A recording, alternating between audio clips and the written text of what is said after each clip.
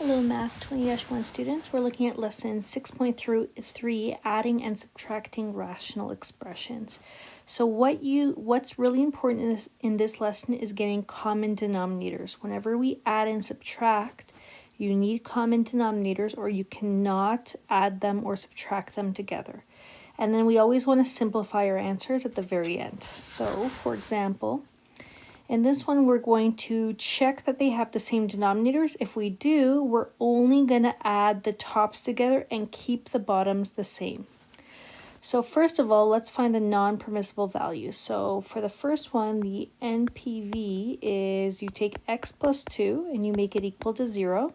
And then you bring the 2 to the other side, which means that x cannot equal negative 2. So that's our non-permissible value. Our second one, a minus 7 equals 0. We're going to make a equal to positive 7, so that's why it's not allowed to equal, and that's our non-permissible value. And finally, 3n plus 4, the denominator, you make it equal to 0, and you solve for the value of n in this case, which is 3n equals, when we bring 4 over, it becomes 0 minus 4, which is minus 4. And then divide by 3, divide by 3. N is not allowed to be negative 4 over 3. So those are our non-permissible values for A, B, and C.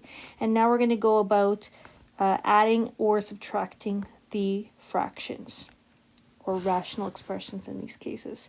So as you can see, they both have the same denominator of x plus 2, so we're going to keep it the same. And then what we're going to do is just add the tops together, 3 plus 1. So the top becomes then 4 over x plus 2. And that cannot be simplified any further because x plus 2 is glued together, and we can only cross it off if there was an x plus 2 at the top as a factor. So this is our final answer, with the non-permissible value being x cannot equal negative 2. Our next one, we're going to have the same denominator, a minus 7, because they're the same, but we're going to have to go 3a plus 2.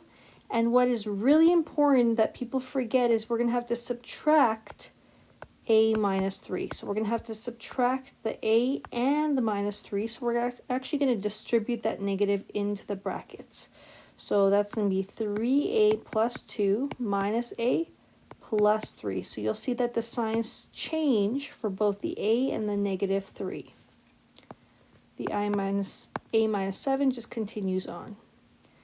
So what we're going to do is put the a's together. 3a minus a is 2a, and then 2 plus 3 is 5. So that is our simplified answer. There's nothing I can take out or factor from the top, so this is as simple as I can go. That's my answer for the subtraction between them. Our next fraction, we're going to distribute the negative into the brackets. And the bracket I'm going to write in. It doesn't exist, but I know that subtraction is in front of all of it, so it applies to everything that comes after it. So you're going to have to go 8n plus 3 minus 2n, and then the minus 5 is going to become plus 5 because we're distributing the negative.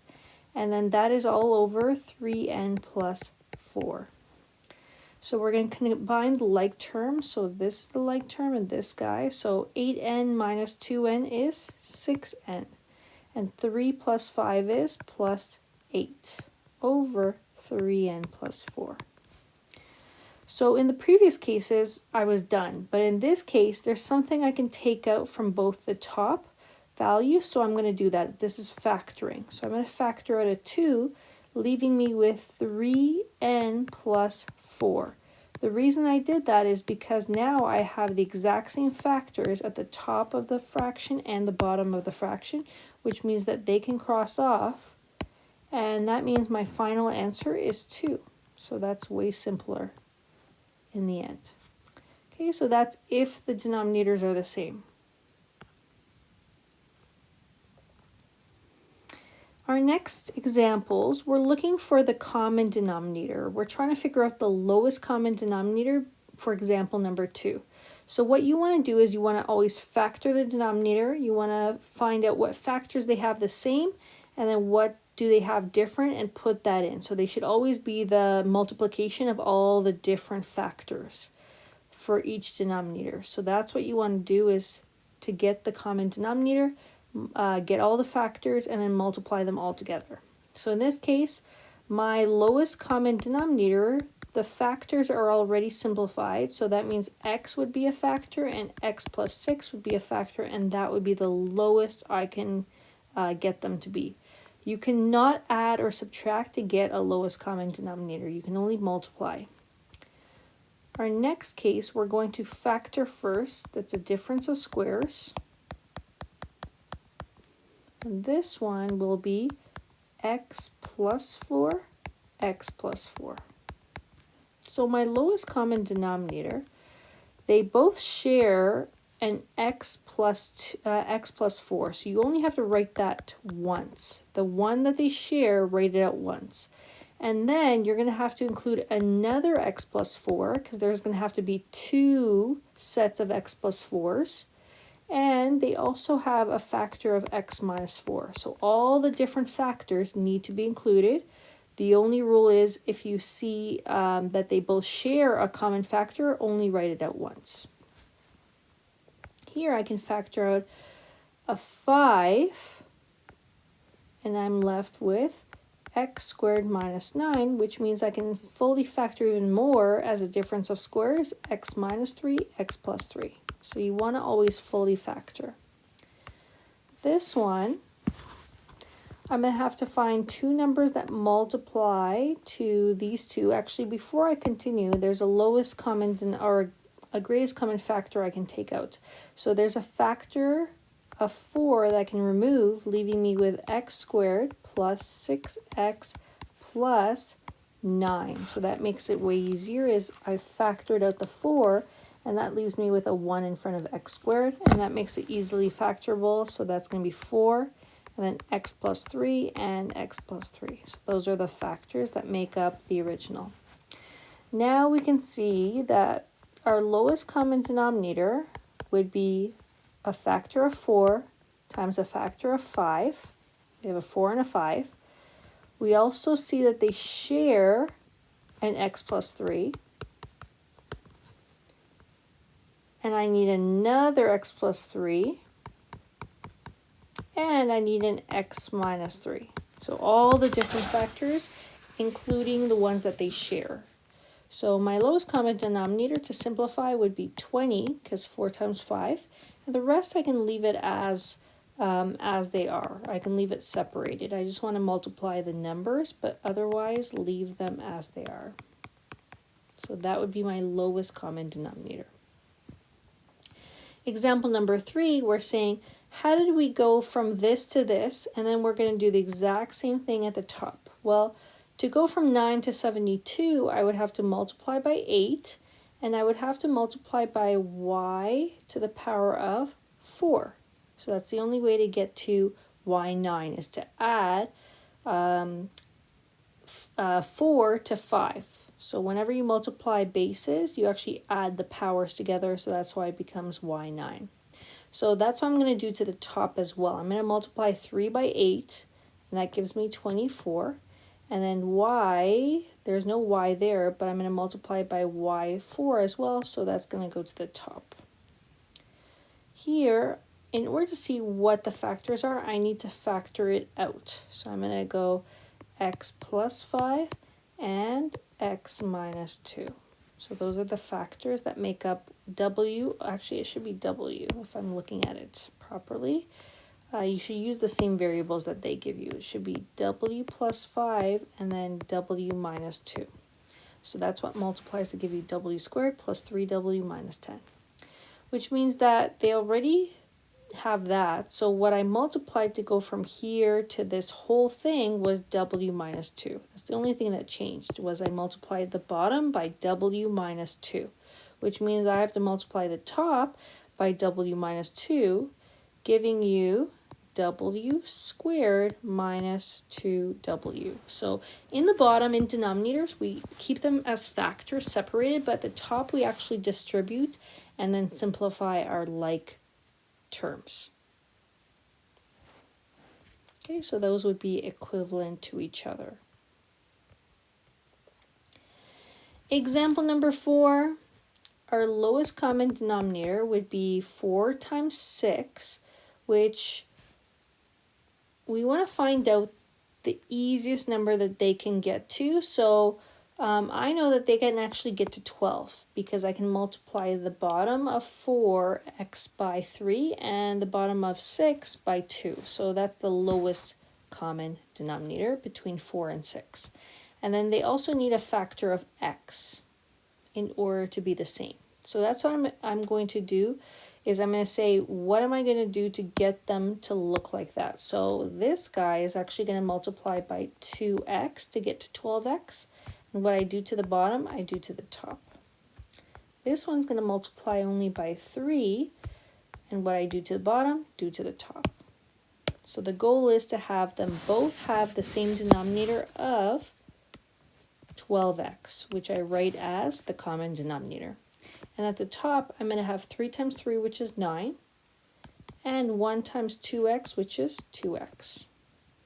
And that's it. That's my answer, because there's nothing else I can do to simplify it.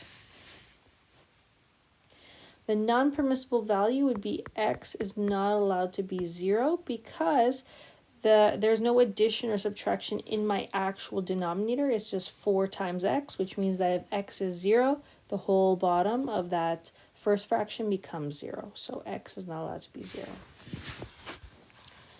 Okay, so our second fraction, we need to factor this first. We're going to factor out the 5 and the c, that's common. So we're left with c minus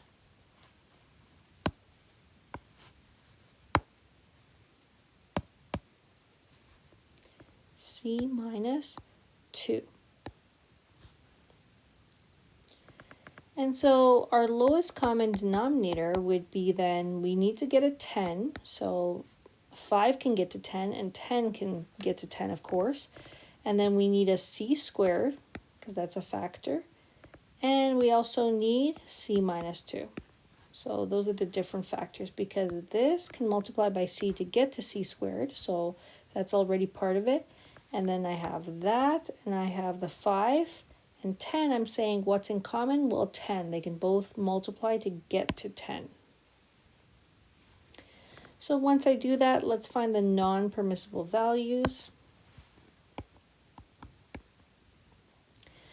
In the first case, so here in this guy, c is not allowed to be 0. And c is not allowed to be, from this, positive 2. Whenever you have multiplication, no addition, that's also going to be 0, so you don't have to write it twice. So c is not allowed to be 0 or 2. Those are the only two non-permissible values. Okay, so we're going to write the common denominator. So what we do to the bottom, we need to do to the top, so don't forget that. So at the bottom, so here, this first fraction is going to multiply by c minus 2 to get it to look like this. What I do to the bottom, do to the top. The second fraction has a 5c and c minus 2, so that means it's going to have to multiply by 2c to get to that 10c squared. What I do to the bottom, do to the top. And now we have a common denominator, so you're going to write it over 10c squared, c minus 2. So write the common denominator. And at the top, we're going to have 3 distributed into the bracket, so 3c minus 6, plus 2c times 2c is 4c squared. And then we can rearrange it to be in standard form, 4c squared plus 3c minus 6 over 10c squared c minus 2.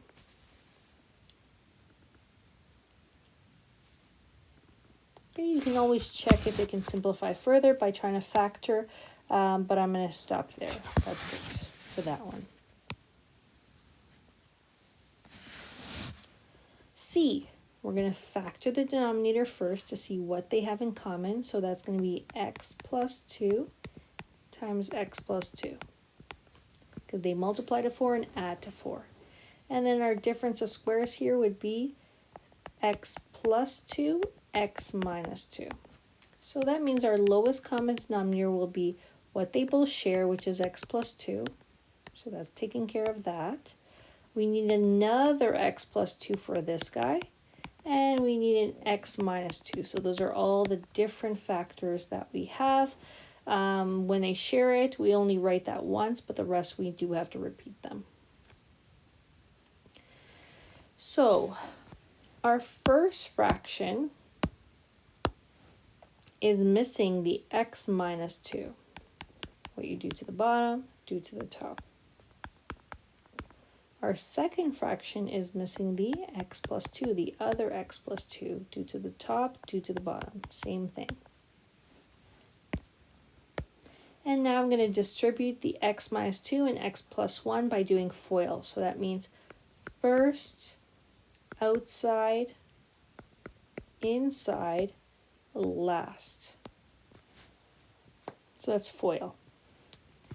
Minus 6, we're going to have to distribute the minus 6 into the brackets, and this is all going to be over the lowest common denominator of x plus 2, x plus 2, and x minus 2. So I'm going to start joining together like terms. X squared, we have minus x minus 2, and then we have minus 6x minus 12 over the common denominator.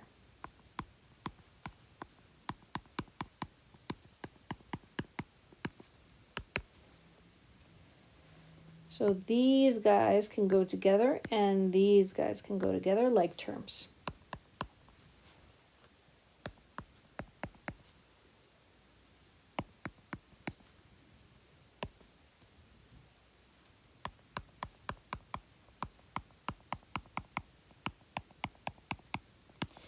And our non-permissible value is x cannot equal negative 2, positive 2. Those are the two non-permissible values.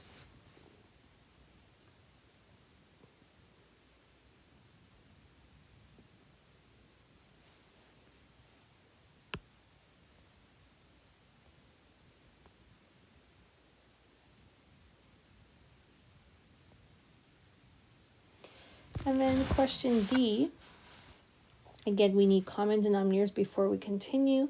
So our lowest common denominator for all of this will be x. So we're going to have 2 over x minus, we're going to have to get an x at the bottom, which means that we're going to have to multiply the 4 at the top by x as well. So it's going to be 4x.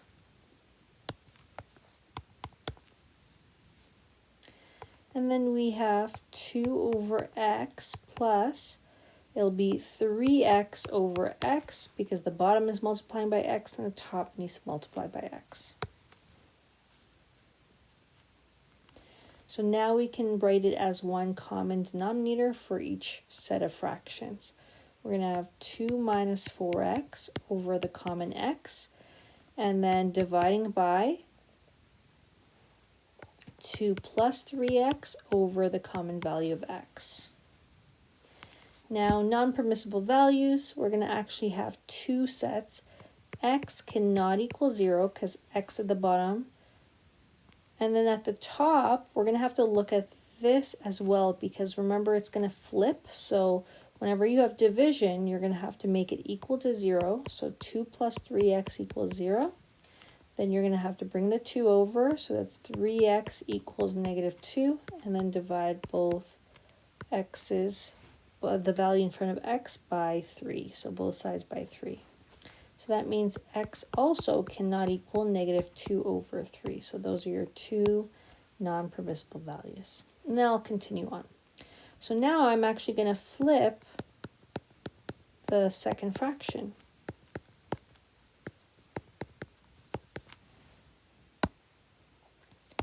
So these guys will cross each other off, leaving us with 2 can be factored out of 1 minus 2x.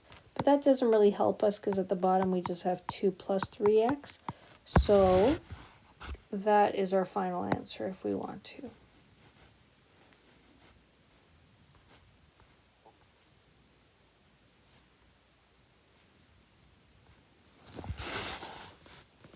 Okay, so here we're going to factor this first, giving us x and then x minus 5. So our lowest common denominator would be x, that's a factor, x minus 5. Those are the only two factors that are different in each set of fractions. So that means the first fraction is going to multiply by x, top and bottom. The second fraction needs to multiply by x minus 5. And the third fraction has both x and x minus 5, so that one does not need to change. So you should have 4x minus 2 is going to distribute into the brackets to save yourself some time. So minus 2x plus 10, and then we're going to subtract 10 as well. And that's all over x minus 5, always over the lowest common denominator. Okay, so we have 4x minus 2x is 2x, and then 10 minus 10 gone. X and then x minus 5, which means that the x's can cross each other off. This is the same factor as that guy, leaving us with 2 over x minus 5 as our final answer. And our non-permissible value is x is not allowed to be 0 from the lowest common denominator, and x is not allowed to be positive 5, because 5 minus 5 would give you 0. So those are the two non-permissible values. Here we're going to get our lowest common denominator being the different factors, which is x plus 5, and the other different one is x minus 3. So our first fraction, we need to multiply by x minus 3, top and bottom. Our second fraction, x plus 5, top and bottom. And our third fraction, x minus 3.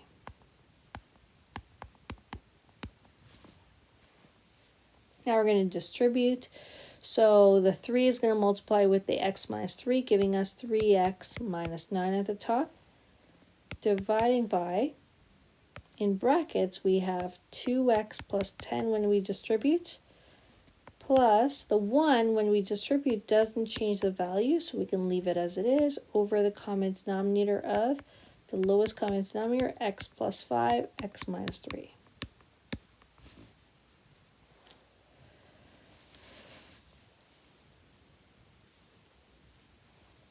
Now we're going to simplify. The x's can go together, and then the 10 and the minus 3 can go together. So 2x plus x is 3x. 10 minus 3 is positive 7. Over the common denominator, x plus 5, x minus 3.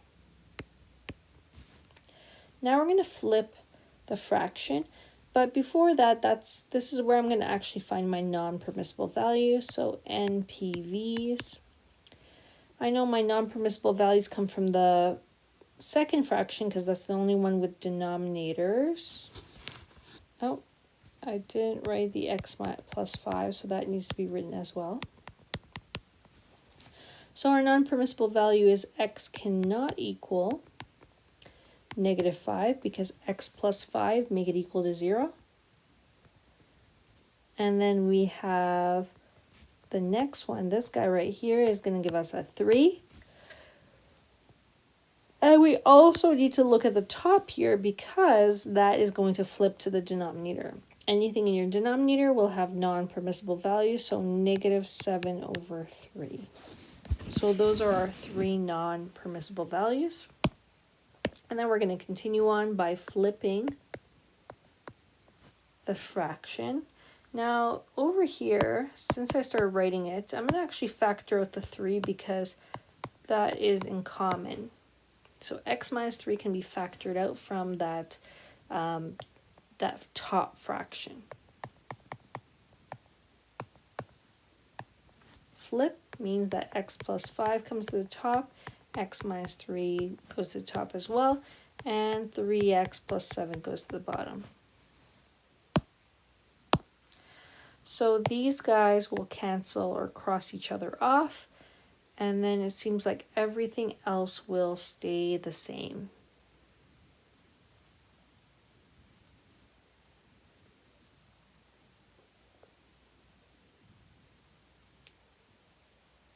Yep.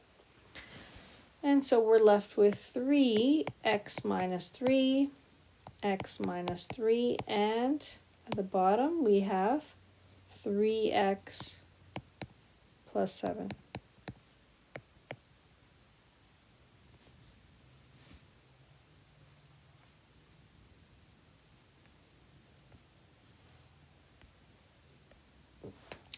Example number 5.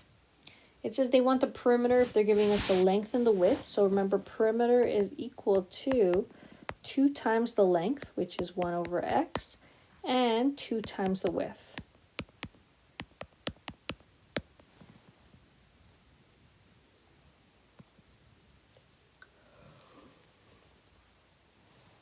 So what I'm going to do is I'm going to distribute this to the top because the 1 is underneath these whole numbers, even if you don't see it. So it's going to be 2 over x plus 2 over x plus 1. So that's step 1.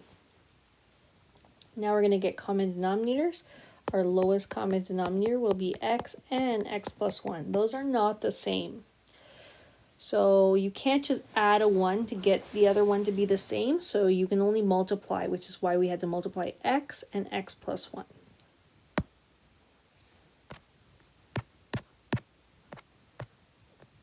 Yeah, lost my spot.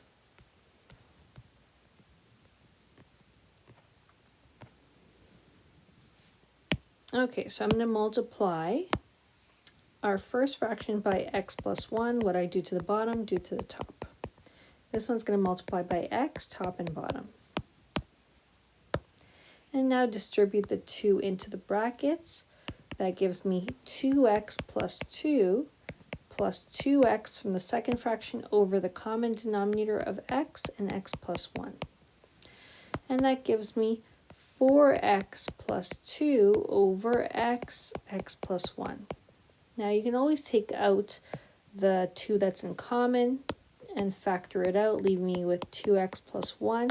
But that doesn't help me simplify any further, so we could have either kept it like this or we can go there, but it doesn't make a difference.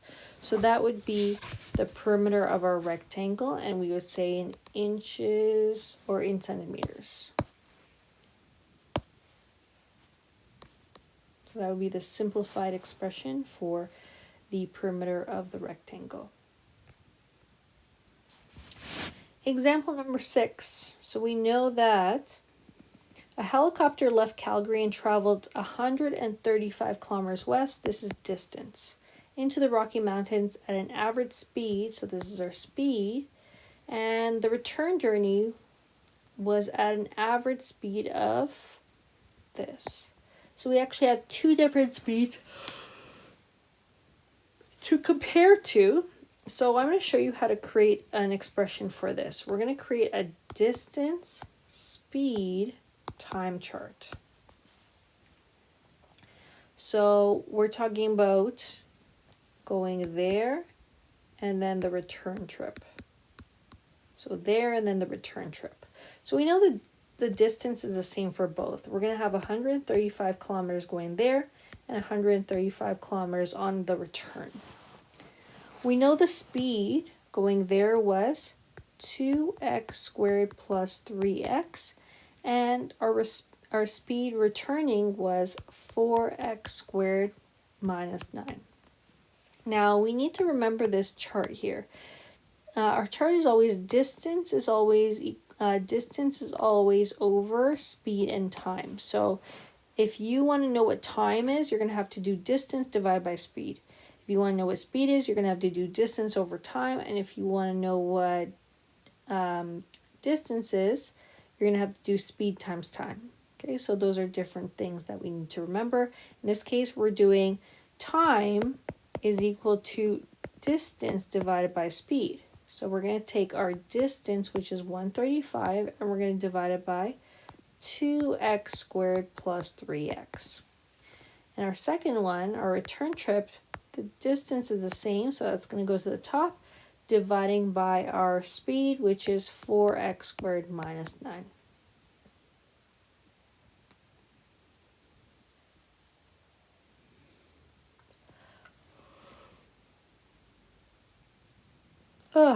Now the question is saying they want the total flying time. So total is when you add the two times together. So we're going to have 135 over, we're going to factor the denominator, leaving us with x in front, and then 2x plus 3, plus 135 over, here this is a difference of squares of 2x minus 3 and 2x plus 3.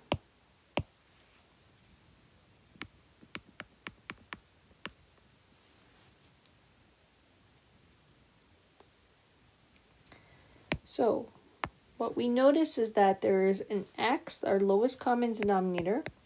We'll have an x, a 2x plus 3, that's what's shared, and then 2x minus 3, that's the different ones.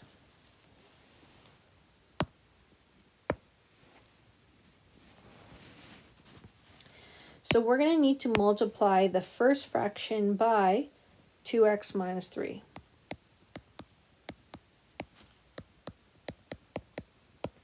And the second fraction by x, because that's the only thing missing. So what we're left with is you're going to have to go 135 we're going to multiply by 2x, which is 270x, minus 135, we're multiplying it by 3.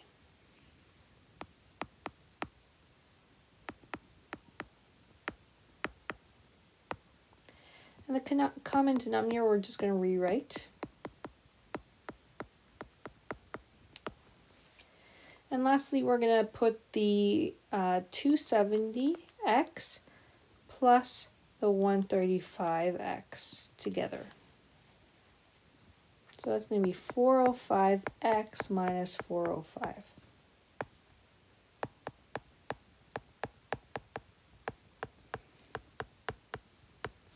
Okay, so that's our simplified expression right there. So we could factor the 405 from the top, but it really doesn't help us simplify, so we can leave it as it is here. So this is the simplified expression for our total time going there and back. Now, they're saying, what if the value of x is 6? Now we want to find out the total flying time. So we can substitute 6 in, so 405 times 6 minus 405 over 6 times 2 times 405.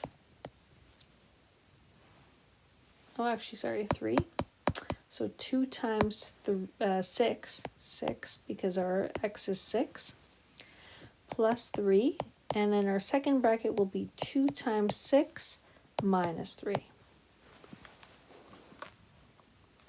So 405 times 6 minus 405 gives me 2,025 at the top.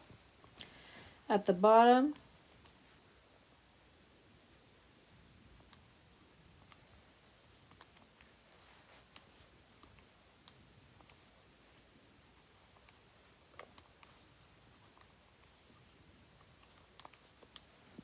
we get 810.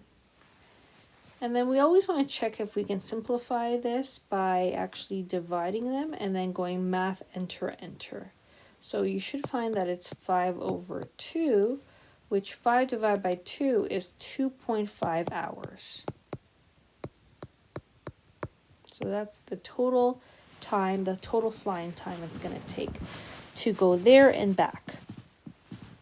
And so that's it for day 3. Hope you guys have a good day. So that's lesson 6.3. So what you want to do is just try maybe 1 or 2 questions from the homework to see if you understand this concept. Try an addition one and try a harder adding one. So make sure they're a little bit more difficult so that you see if you're really on the right track. Okay.